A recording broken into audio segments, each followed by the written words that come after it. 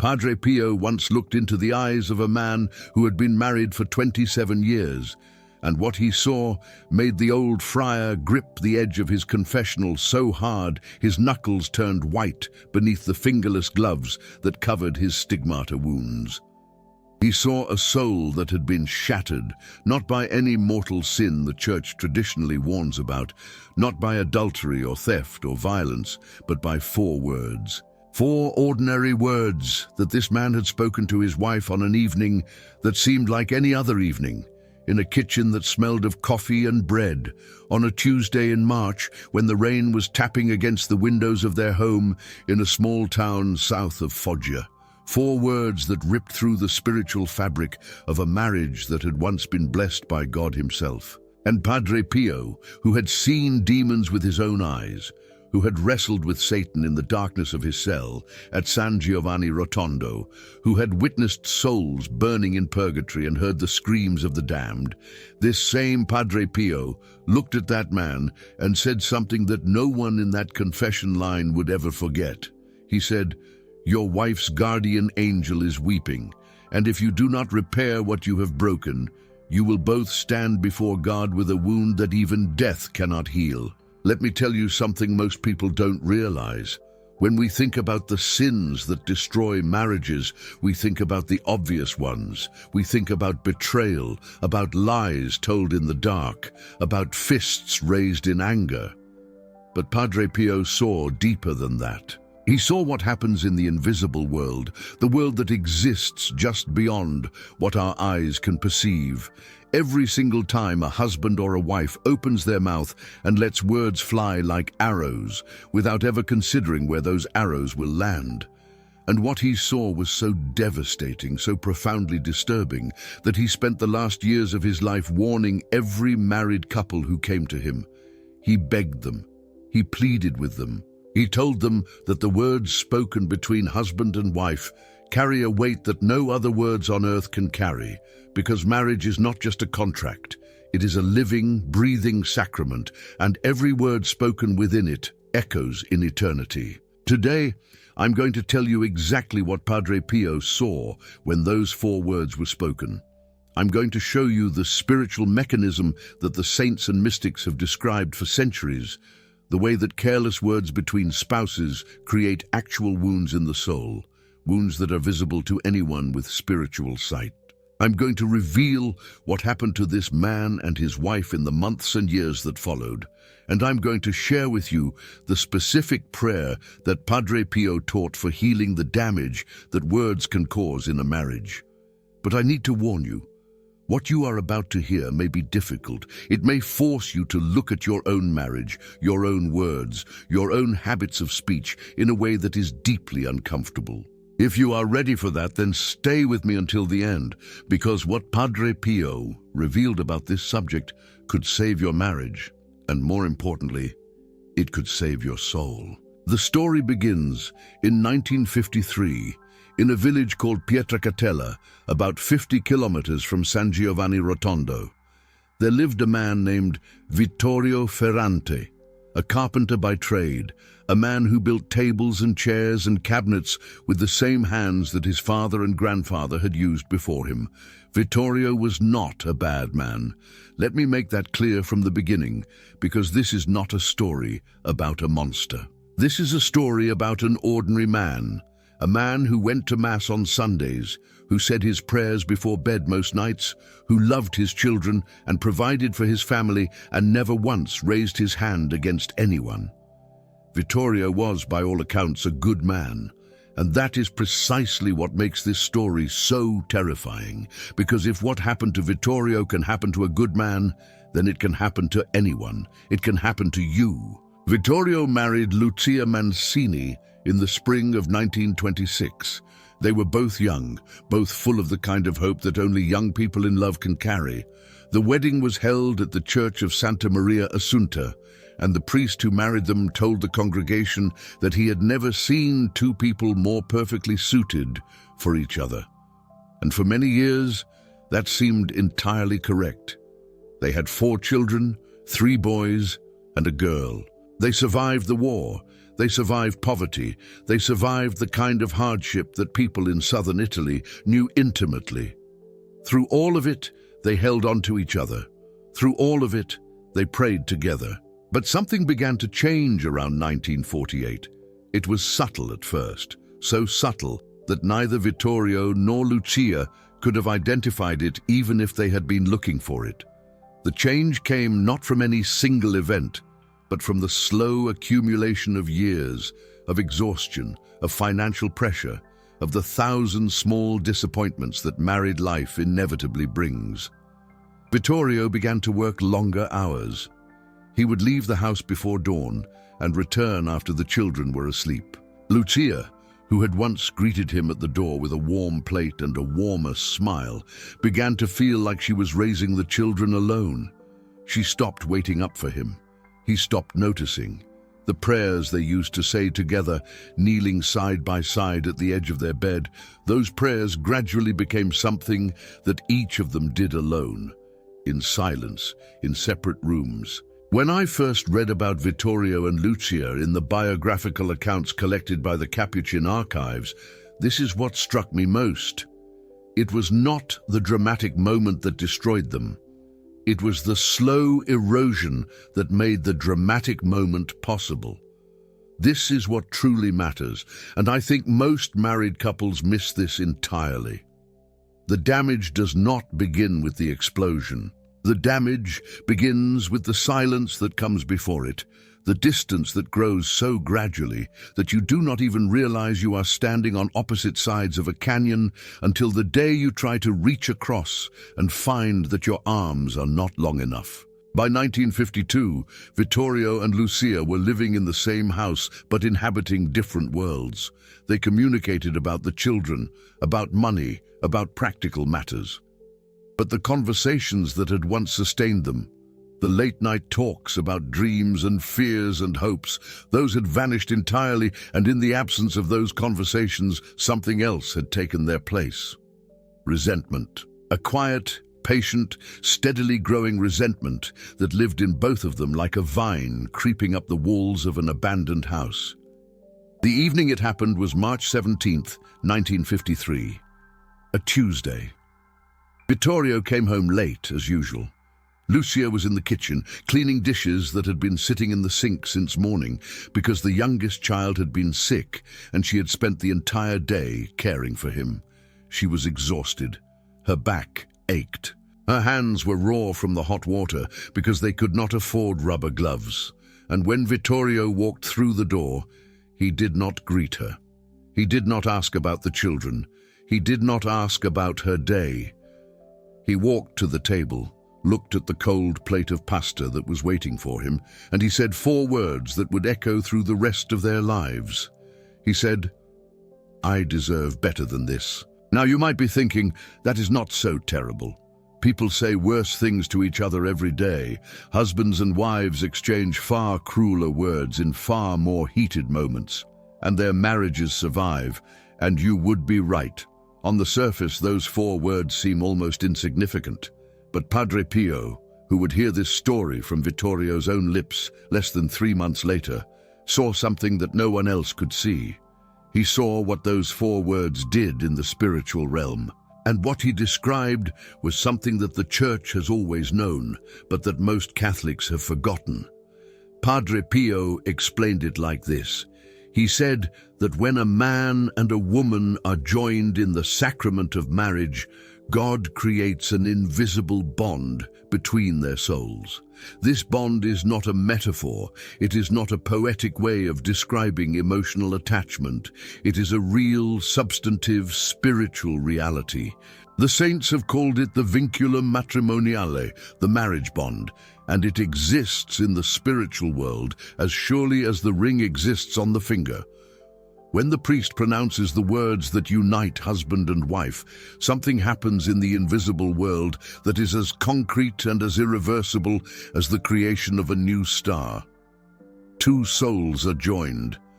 2 guardian angels are united in a shared mission. And God himself becomes present in the space between those two people in a way that he is not present in any other human relationship except the relationship between Christ and his church. This is what Padre Pio saw. This is what made the four words so devastating. Because when Vittorio said, "I deserve better than this," he was not just expressing frustration. He was not just being thoughtless. He was, in the spiritual sense, taking a blade to the vinculum itself. He was cutting into the bond that God had created, and Padre Pio saw the wound. He described it to Vittorio in terms that the carpenter would understand. He said it was like taking a chisel to a piece of oak that has been growing for 27 years. A piece of oak so strong and so beautiful that even the angels admire it, and driving that chisel into the heartwood, not deep enough to split it in two, but deep enough to let the rot in. I deserve better than this. 4 words. And Padre Pio saw what happened in the moments immediately after they were spoken. He saw Lucia's guardian angel cover its face. He saw Vittorio's guardian angel reach out toward Lucia, trying to shield her. And he saw something dark, something with no name and no form, slip into the kitchen through the gap that those 4 words had created. Padre Pio said that demons do not need an invitation. They only need an opening. And nothing opens a door in a marriage faster than contempt.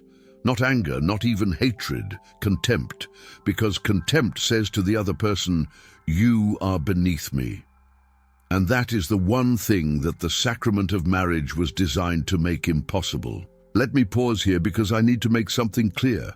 I've seen it with my own eyes, the way careless words can destroy a family from the inside out.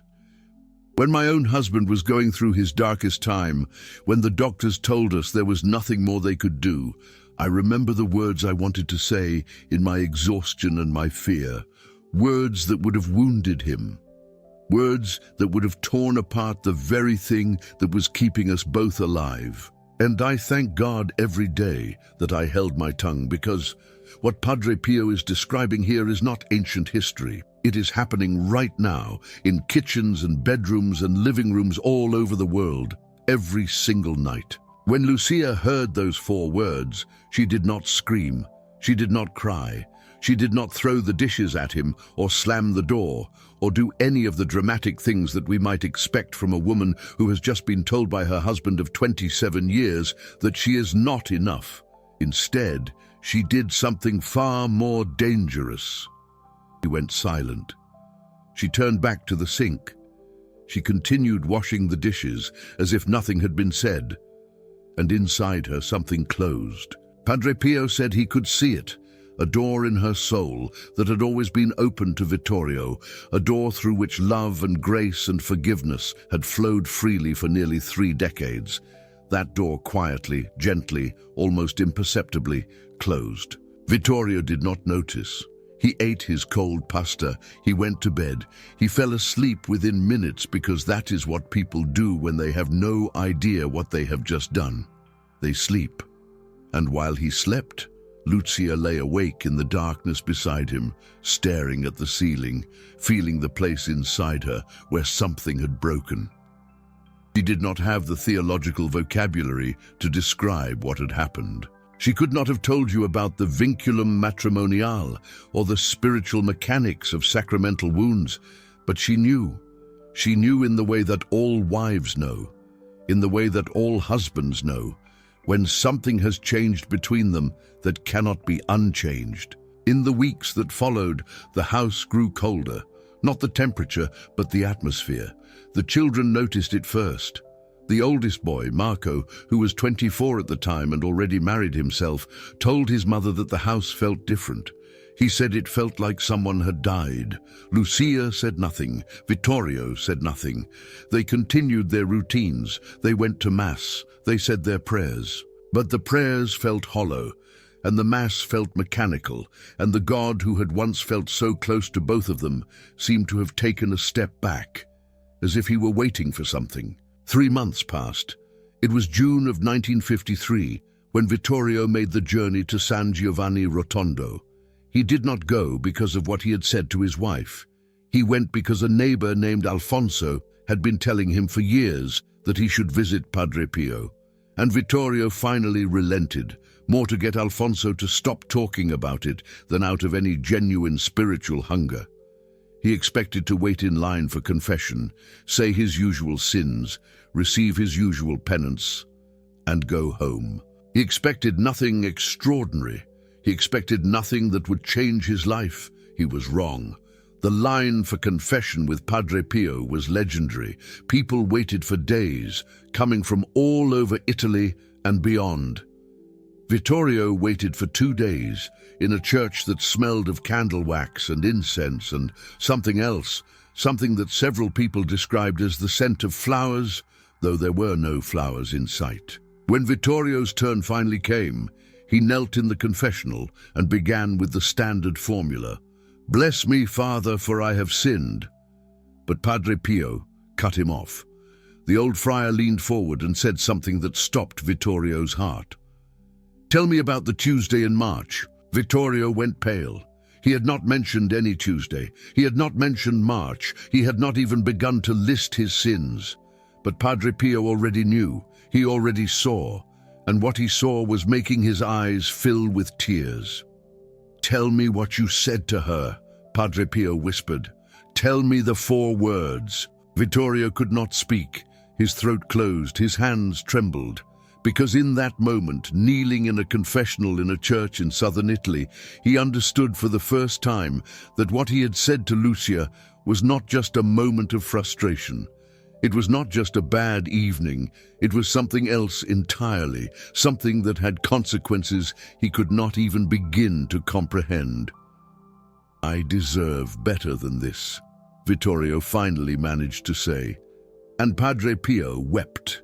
Not quietly, not discreetly, but openly, the way a father weeps when he sees his child in danger. The people waiting in line outside the confessional could hear him. They looked at each other with wide eyes because they had heard Padre Pio shout at penitents. They had heard him refuse absolution. They had heard him bang on the wall of the confessional in righteous anger, but they had rarely heard him weep like this. "Do you know what you did?" Padre Pio said through his tears. "Do you know what you did to her soul?" Vittorio shook his head. He did not know. He could not know. He was a carpenter, not a mystic. He built things with wood and nails.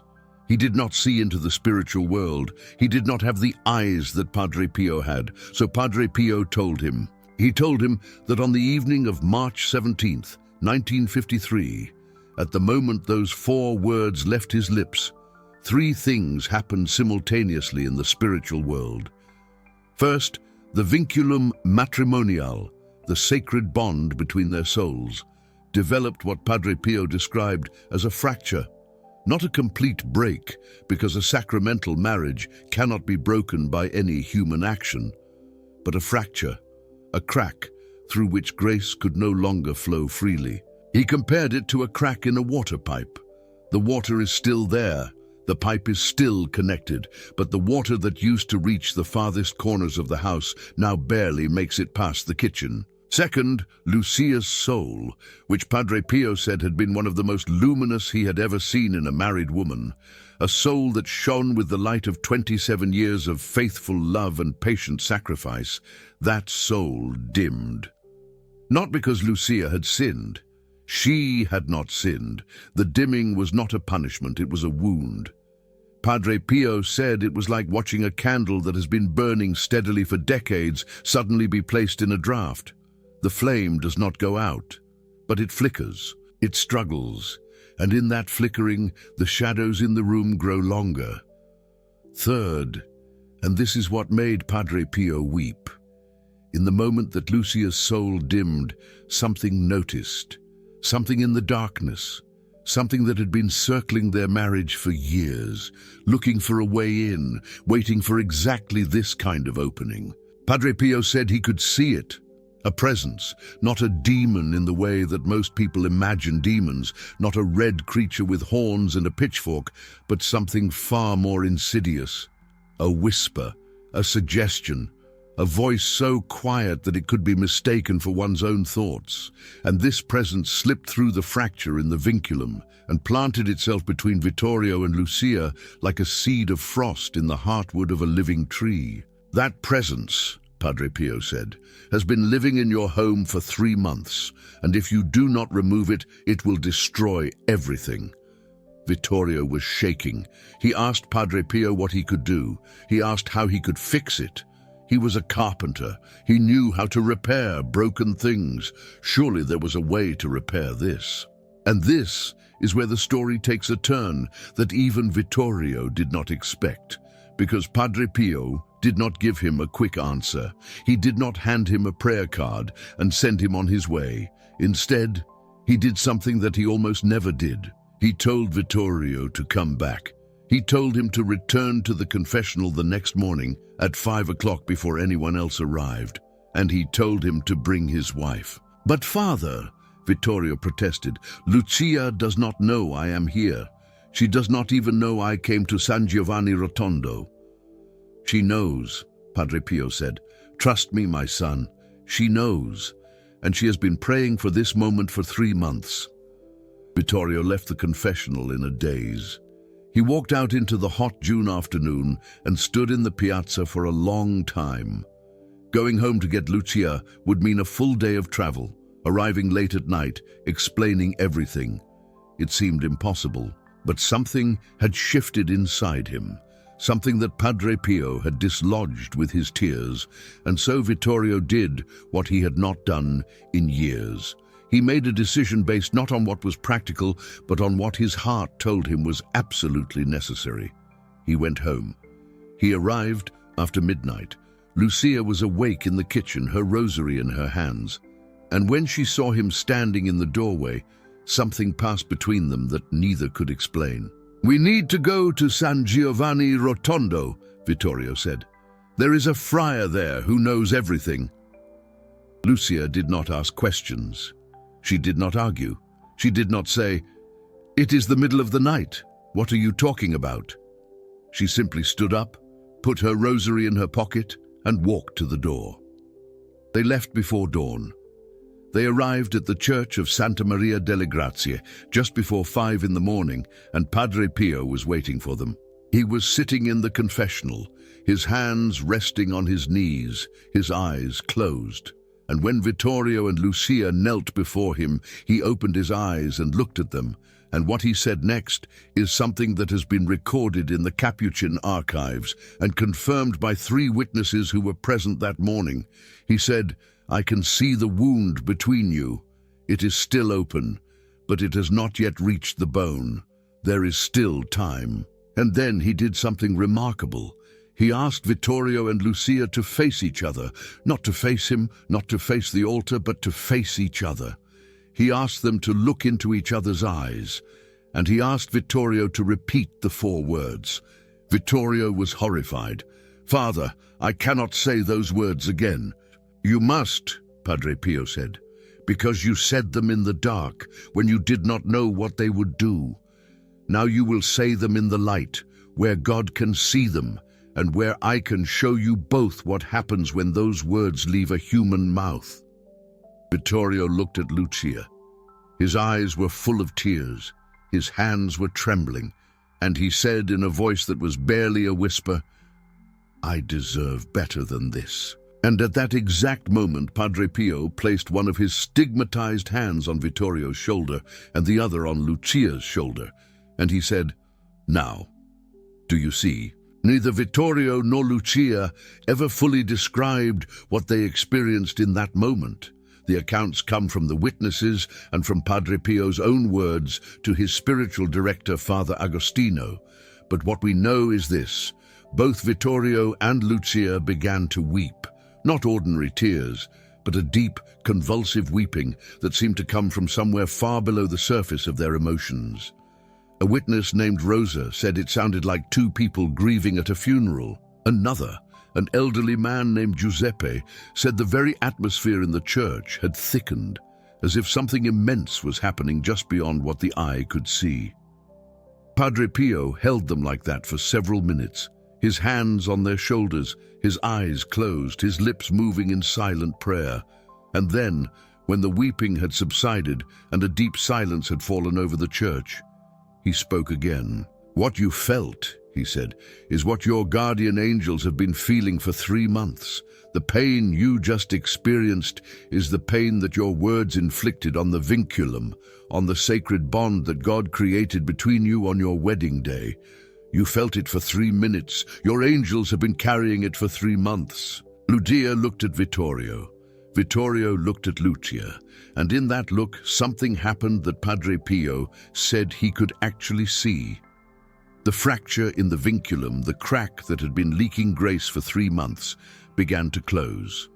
Not completely, not all at once, but it began, and the dark presence, the whisper, the suggestion that had planted itself between them, Padre Pio said he saw it recoil.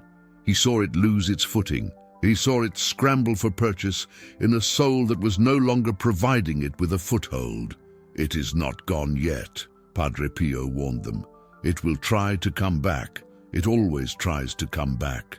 But if you do what I tell you, if you follow the path I am about to show you, it will never succeed." And here is what Padre Pio taught Vittorio and Lucia that morning. Here is the remedy that he prescribed for a marriage wounded by careless words. And I am sharing this with you now because I believe, with every fiber of my being, that this remedy is as relevant today as it was in 1953. Perhaps more so because we live in an age when words are thrown around with even less care than they were in Vittorio's time. We live in an age of texts and emails and social media, where a careless sentence can be typed and sent in 2 seconds and do damage that lasts a lifetime. If anything, the lesson that Padre Pio taught that morning is more urgently needed now than ever. Padre Pio told them there are 4 wounds that words can inflict on a marriage, and each wound requires a specific remedy. The first wound is the wound of contempt. This is the wound that Vittorio inflicted with his 4 words. "I deserve better than this." Contempt says to the other person, "You are not enough. You are beneath what I expected. You have failed me." And Padre Pio said that this is the most dangerous of all the wounds because it attacks the very foundation of the sacrament. Marriage is built on the belief that the person standing beside you is a gift from God, that they are exactly who God intended for you, that their imperfections are part of the divine plan for your sanctification.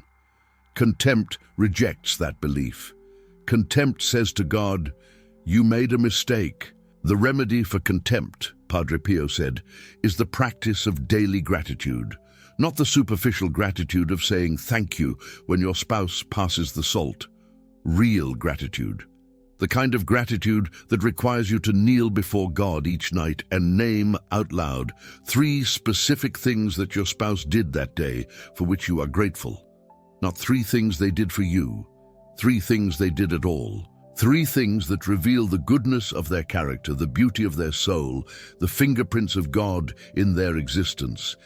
Padre Pio said that if a husband and wife practice this kind of gratitude for 30 consecutive days, the wound of contempt will begin to heal. He said the angels rejoice every time a spouse names a gratitude, because each one is like a drop of holy water falling on the fracture in the vinculum, slowly, steadily, dissolving the damage. The second wound is the wound of indifference. This is the wound that grew between Vittorio and Lucia in the years leading up to that Tuesday in March.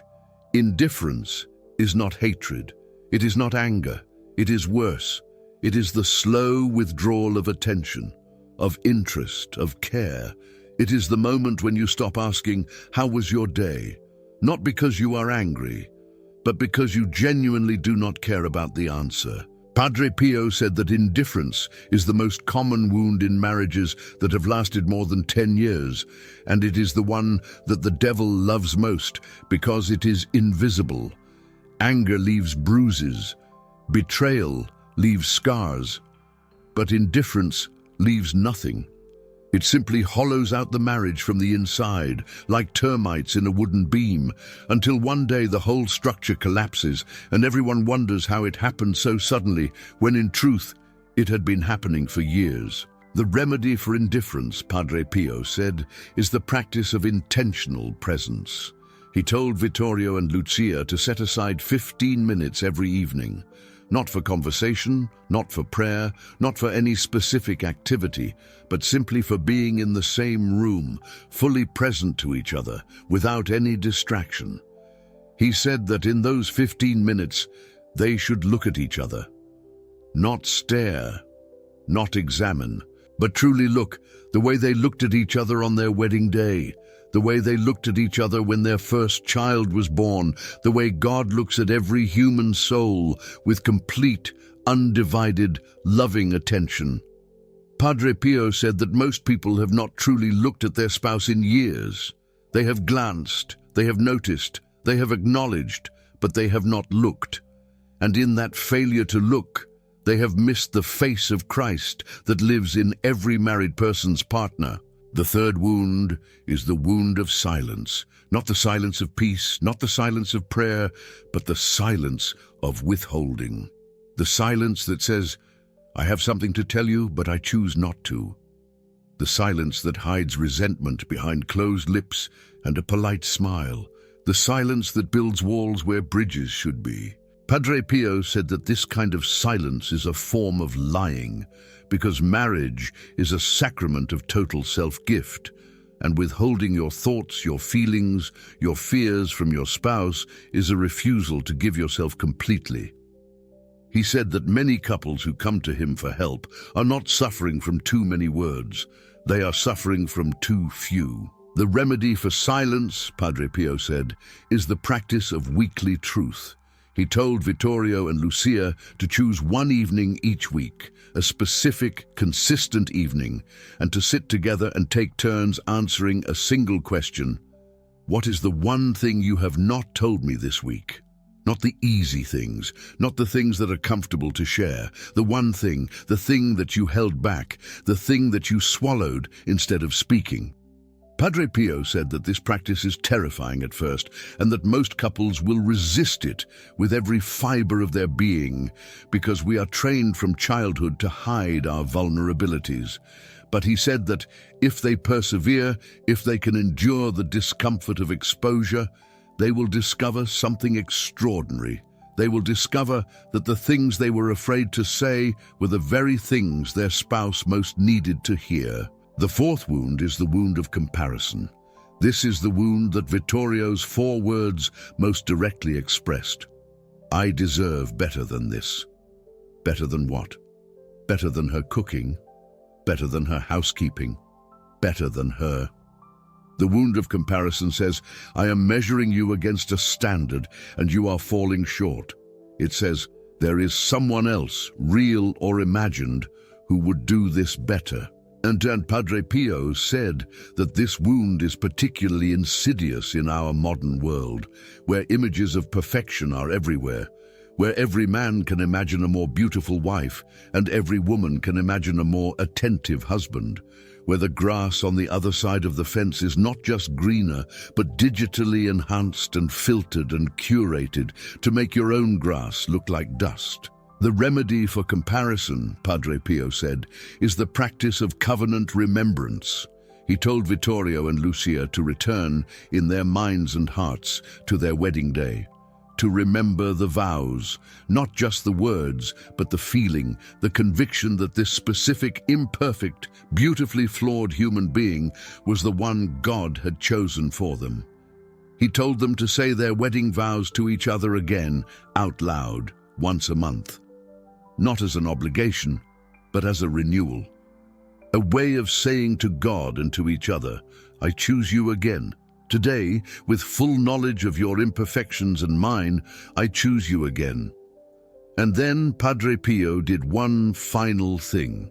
He took a small bottle of holy water from beneath his cassock and blessed them both, making the sign of the cross on their foreheads.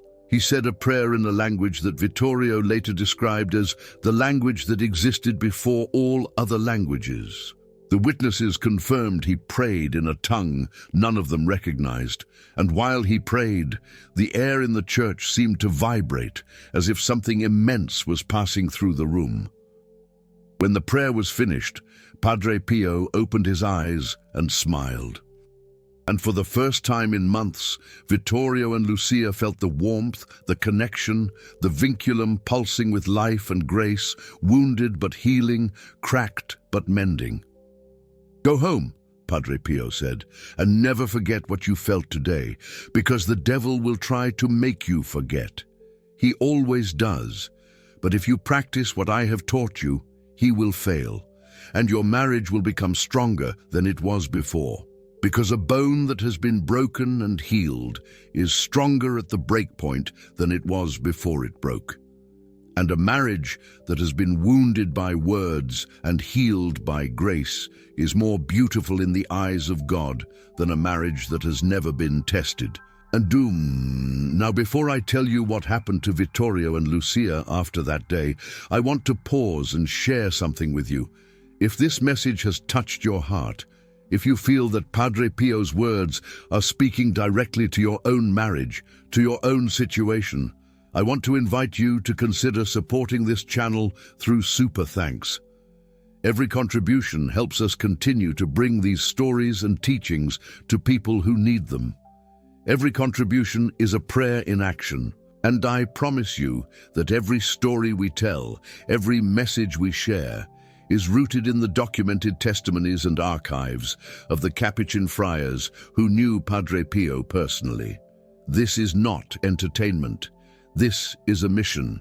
And if you feel called to be part of that mission, the Super Thanks button is right below this video. Thank you truly for your generosity and your faith. Now, what happened to Vittorio and Lucia? They went home. They practiced what Padre Pio taught them. And it was not easy. The daily gratitude was difficult at first, because when you have been looking at your spouse with contempt, finding genuine reasons for gratitude feels almost impossible. But they persevered. Every night, kneeling beside their bed, they named 3 things. "I am grateful that you fixed the fence today. I am grateful that you sang while you were cooking. I am grateful that you held my hand at Mass." Small things, but each one a drop of holy water on the fracture. The 15 minutes of intentional presence were even harder. Vittorio found it almost unbearable to simply sit and look at his wife. But Lucia helped him. She would take his hands, and she would look at him with an expression he later described as the way she used to look at me before everything went wrong. And in those moments of stillness, Vittorio began to see something he had forgotten. Not the tired, overworked woman who had not lived up to his expectations. The woman, the soul, the gift. The weekly truth sessions were the most painful. There were weeks when Lucia would tell Vittorio things that made him want to leave the room, things about how his words had wounded her, things about the loneliness she had carried for years, things about the moments when she had considered leaving, not because she did not love him, but because she was not sure he loved her anymore. And there were weeks when Vittorio would tell Lucia things that made her weep, things about his own fears, things about his sense of failure, things about the way he had convinced himself that he was not good enough for her, and how "I deserve better than this" was really just another way of saying, "I am terrified that you deserve better than me." That revelation, that inversion of the 4 words, was the turning point, because in that moment, Lucia understood something that Padre Pio had seen from the very beginning. Vittorio's contempt was not contempt at all. It was armor. It was the mask that a frightened man wears when he cannot face his own inadequacy. "I deserve better than this" was not an attack on Lucia. It was a cry for help from Vittorio. And when Lucia saw that, when she truly understood that, the last remnant of the dark presence that had been living in their home for 3 months lost its power completely. Padre Pio later told his spiritual director, Father Agostino, that Vittorio and Lucia's marriage became one of the most beautiful he had ever witnessed. He said that the fracture in their vinculum healed so completely that it became the strongest point in their entire bond. He said that their guardian angels, who had been weeping for 3 months, began to sing again. And he said that the dark presence, the whisper, the suggestion that had planted itself between them, fled their home on the night that Vittorio finally told Lucia the truth about his 4 words, and it never returned. Vittorio and Lucia lived together for another 23 years. Vittorio died in 1976. Lucia died 3 months later. Their son Marco told the Capuchin friars that his parents' marriage in those final decades was unlike anything he had ever seen. They held hands everywhere. They prayed together every night, and whenever anyone asked the secret of their marriage, they would look at each other and smile, and Vittorio would say, "We met a friar once who taught us how to see." And that, my dear friends, is the story that Padre Pio lived and witnessed and taught and wept over. A story about 4 words, 4 ordinary words that carried extraordinary power, 4 words that nearly destroyed a marriage and 2 souls, and 4 remedies that healed them both. But I want to leave you with one more thing, because this story is about every marriage, every word spoken between husband and wife, between any 2 people bound by the sacrament of love. Padre Pio once said to a group of married couples, and his words are recorded in the Capuchin archives, "Every word you speak to your spouse is either a prayer or a weapon. There is no neutral ground. When you say, 'I love you,' the angels sing. When you say, 'I deserve better,' the demons dance. Choose your words as carefully as you would choose the stones for the foundation of your home, because that is exactly what they are. Your words are the foundation of your marriage. And if the foundation is made of stones of love and gratitude and truth, then no storm, no trial, no temptation can bring that house down. But if even one stone is a stone of contempt, a stone of indifference, a stone of silence, a stone of comparison, then the entire house is in danger, and the rain will come, it always comes, and the wind will blow, it always blows, and the only question is whether your house will stand." Those words were spoken by Padre Pio in 1961 at a gathering of married couples at San Giovanni Rotondo, and they are as true today as they were then. Perhaps more so because we live in an age where words fly at the speed of light, where a text message can wound as deeply as a shout, and where the silence of a spouse scrolling through a phone at the dinner table is just as devastating as the silence of Vittorio coming home late and saying nothing. My dear friend, if you are married, I ask you to do something tonight. Look at your spouse, truly look at them, the way Padre Pio taught Vittorio to look at Lucia, and speak 4 words. Not the 4 words that Vittorio spoke, better words. Words that heal instead of wound, that build instead of destroy. Look at your spouse and say, "I choose you again." 4 words, spoken from the heart, with the full weight of your love and your faith. Those 4 words carry the power to heal any wound, to close any fracture, to drive out any darkness that has planted itself in your marriage. Say it tonight. Say it tomorrow. Say it every day. And watch what God does with 4 words spoken in love. And now I want to share with you the specific prayer that Padre Pio taught Vittorio and Lucia, the prayer for healing wounded marriages. This prayer has been preserved in the Capuchin archives and has been prayed by thousands of couples around the world. I encourage you to pray it with your spouse, kneeling together, holding hands, looking into each other's eyes. Lord Jesus Christ, you who sanctified the marriage at Cana with your presence and your first miracle, look upon us now with the same love with which you looked upon that couple. We come before you wounded. We come before you broken. We come before you carrying words that we wish we had never spoken and silences that we wish we had never kept. We ask you, through the intercession of your servant Padre Pio, to heal the fractures in the sacred bond that you created between us on the day we were joined. Pour your grace into the cracks. Fill the spaces where love has grown thin with the fullness of your mercy. Drive out every shadow, every whisper, every presence that seeks to divide what you have united. And give us the courage to speak words of love, words of gratitude, words of truth, words of commitment, every day, every hour, every moment, until the day we stand before you together and hear you say, "Well done, good and faithful servants, enter into the joy of your Lord, through Christ our Lord." Amen. Padre Pio added one instruction. He said this prayer should be prayed every night for 40 consecutive nights, because 40 is the number of purification in Scripture. Moses spent 40 days on the mountain. Jesus spent 40 days in the desert. And a marriage wounded by words needs 40 days of prayer to be restored.